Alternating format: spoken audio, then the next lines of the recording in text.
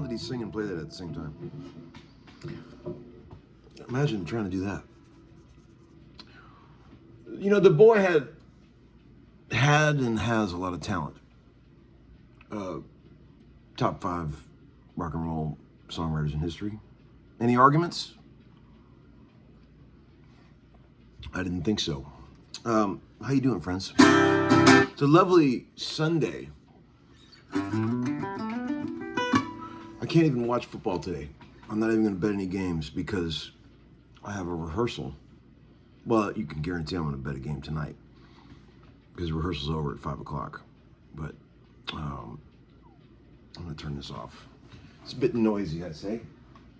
I'm playing the Princeton Reverb, daisy chained over to this Leslie cabinet. What about that? How's that right there? Pretty fun. With this new Gruhn Versatar that the boys at the shop laid onto me. I was stunned. It was like Christmas yesterday. They were like, we've been thinking about it and we want you to have this new one. And I was like, come on, stop it. It's not Christmas. Those guys are so sweet. They, special connection with the boys up there. They've redesigned this guitar. They had some issues with the early designs. And Greg Voros and the team went in there and redesigned them. They've got a thinner version now, and it's very cool.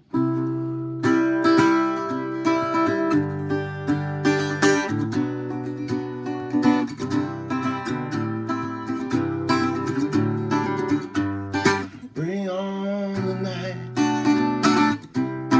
Couldn't stand another hour of daylight.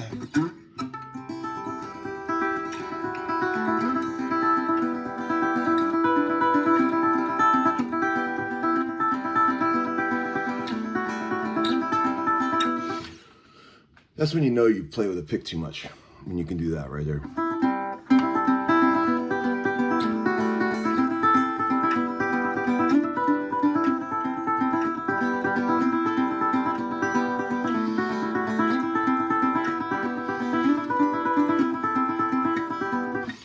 That's fucking hard.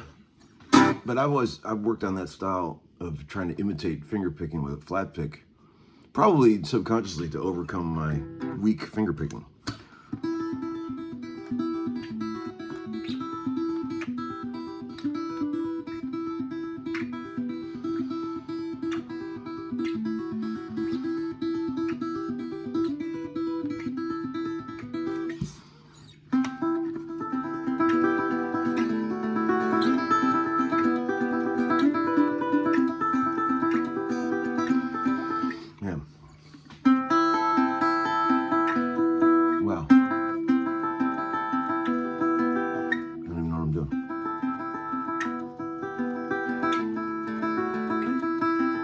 I don't even know what I'm doing. I can only do it fast.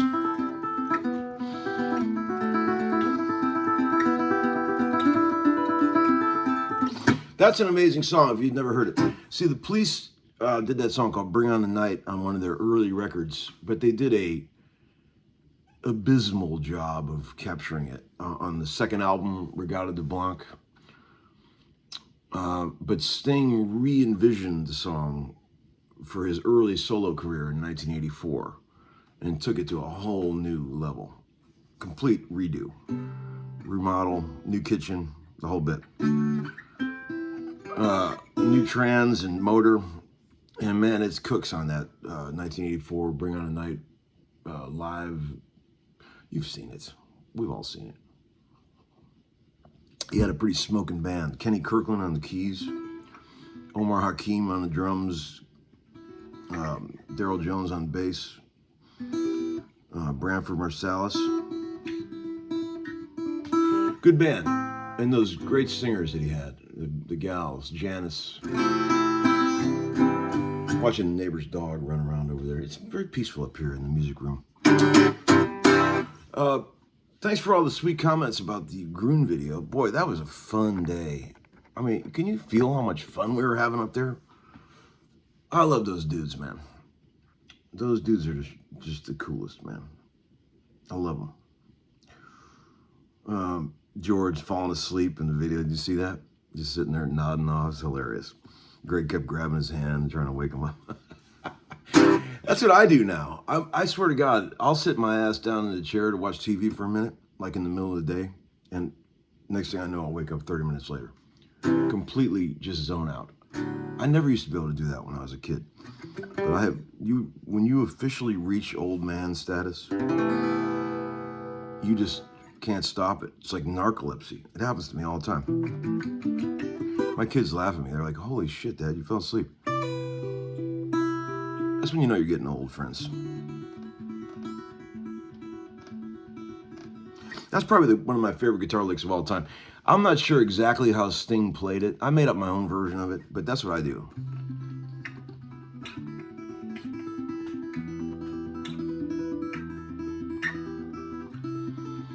So sad. It reminds me of the saddest chord of all time.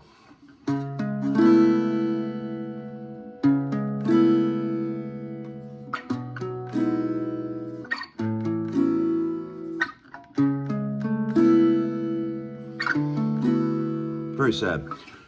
A major 7 add 9 over C sharp. Slightly out of tune, but we can tune it. I love how George, when he gets you to play one of these versatars, he goes, get up high. Play it up high.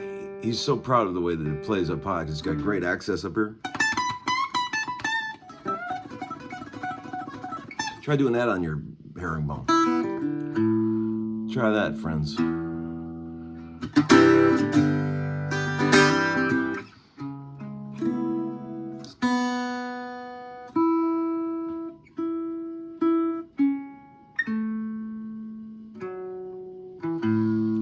I do it in the studio.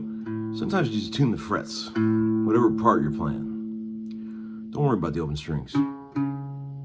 There it is. It's in tune now, watch.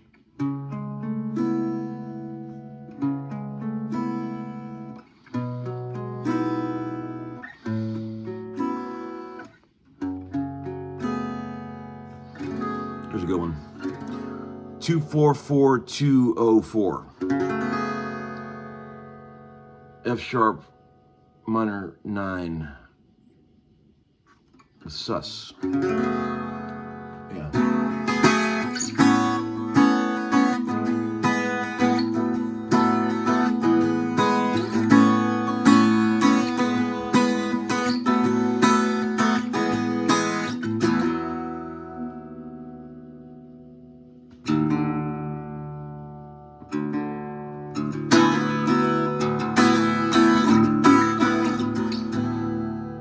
How cool is Greg Boros? Just the coolest dude. I mean, who's got the balls to put a real set of PAFs into an old Dean? That's fucking cool. Only he would do something like that. Man, I got such a kick. I laughed out loud this morning. I sat down and read the comments in the video, and some guy said, just the way he worded this, I fucking was crying laughing. He said, I'd be happy to have any of those guitars. They all sound great, but let's be honest.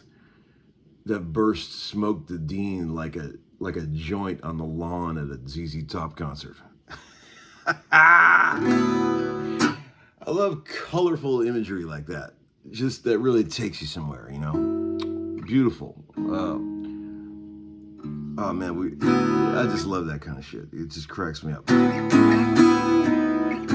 Yeah, so off to rehearsal today. I don't even know who's playing tonight. Do you guys know? I'm gonna check it out. Check out the lines in a minute.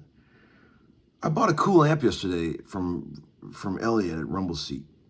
I've always wanted a Electric Instruments 64 twin reverb. You know what I mean? The early blackface where it says Fender Electric Instruments. I had one ages ago. It was mint. 64 Electric Instruments twin reverb, and it had factory JBLs with the JBL badge in the corner of the grill. Fucking so rad. I sold that amp for a fortune back in the old days. That thing was so clean. It looked like no one had ever played it. I had Man, I don't know if I ever told you this. I've stumbled upon, of the thousands of vintage guitars I've been through in my life, literally thousands. I have stumbled on some pretty freaky shit that I bought and sold that I don't have anymore. But I have this memory, 20 years ago, a drummer friend of mine named Tommy Harden, who I do sessions with, called me up and said, man, my neighbor or somebody like that has this old telly. You got to come and see it. I went over to his house. Picture this.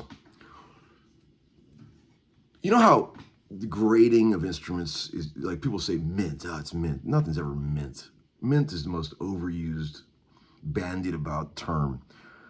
If you're really looking at fine details of condition, even a brand new guitar most of the time isn't mint. There's tiny imperfections, blemishes, finish checks of some kind. They pulled out a tweed case that looked new old stock. And it was very weird because it had, you ever seen those 57-ish Fender, for a brief period, put tiny little Fender badges on the top of the tweed cases? Down by the corner, on the top, if you're looking at the top of the case, there'd be a bronzish looking Fender badge. And I knew what it was. Opened the case, and it was a 57 Telecaster that literally was as new. I couldn't believe it. It was mint. When I say mint, I mean really mint. Like there was nothing. There was not even any spider checking on the fretboard or anything. It was brand new. I couldn't believe it. I was stunned.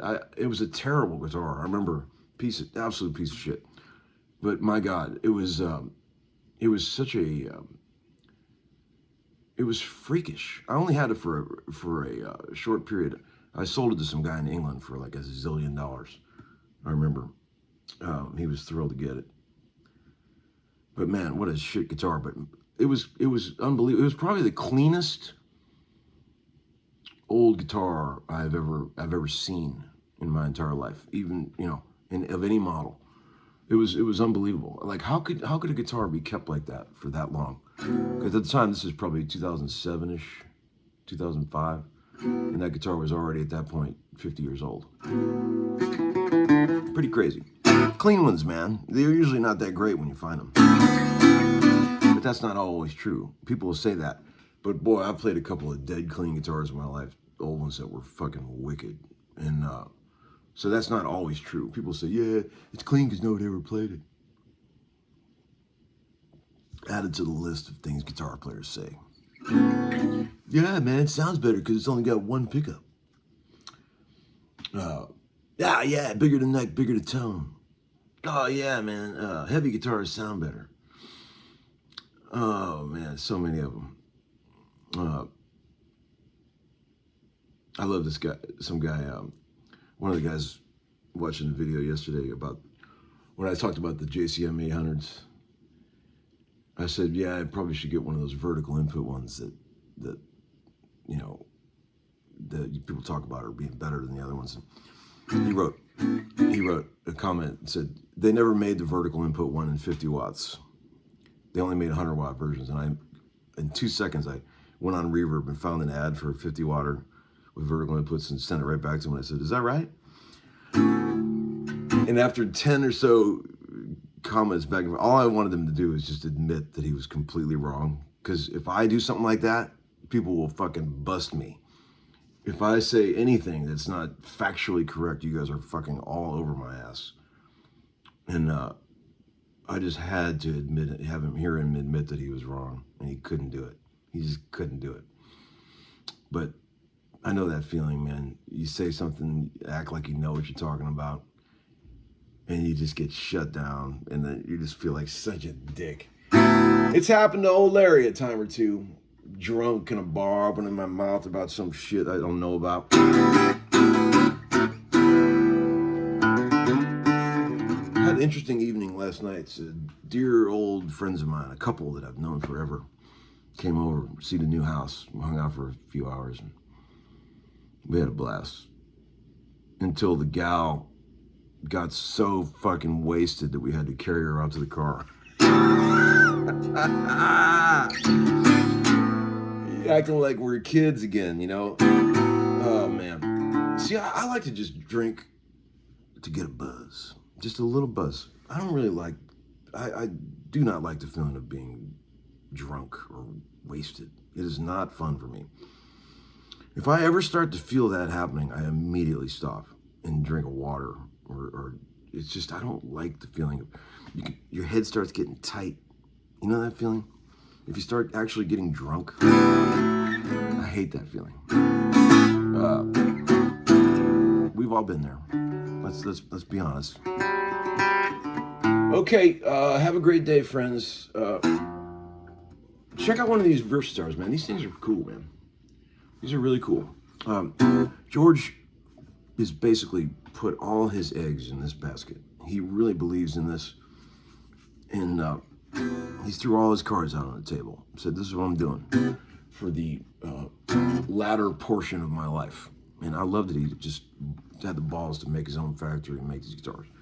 Very cool. You guys know how much I love the boy. Have a great day, kids. I'll see y'all real soon. Bye-bye.